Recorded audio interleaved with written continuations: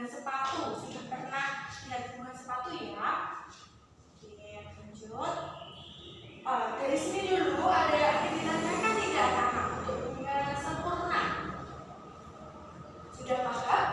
Jadi ini Kak, untuk bunga sempurna itu kan milik bahasa yang putih. Jadi perkembangannya melibatkan hidup jantan dan hidup betina dalam satu jenis bunga Kak. Contohnya itu seperti bunga sepatu.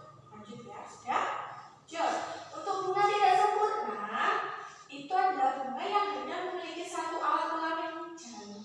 Satu alat kelamin saja dalam satu bunga, bisa putih atau bunga sari. Jadi gini maksudnya. Untuk perkembangbiakannya, untuk bunga tidak sempurna itu hanya memiliki satu jenis kelamin. Jadi cuma gak jantan, gak betina dalam satu bunga. Contohnya itu bunga jagung, bunga pepaya, gitu. Oke, sebentar dari sini untuk perkembangbiakan secara generatif ada yang ditanyakan tidak? Kalau tidak,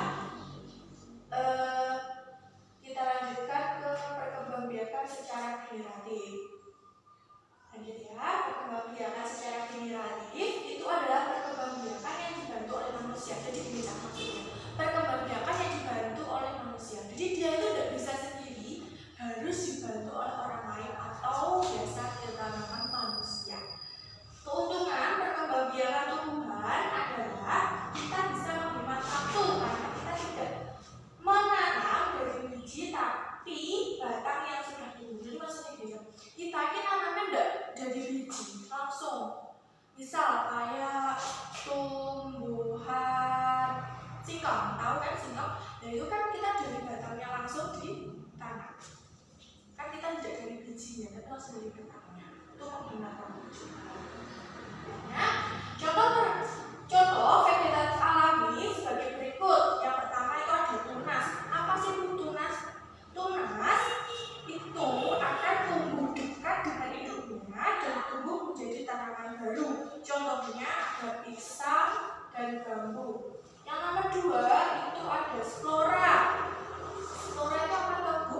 Tanaman yang letaknya ada di bawah tumbuhan. Splora yang jatuh di tempat yang cocok akan menjadi tanaman yang baru. Contohnya tanaman apel. Yang nomor 3 yaitu umbi. Contohnya kentang, singkong. Kita bisa jelaskan untuk yang singkong itu kan tanam tumbuhnya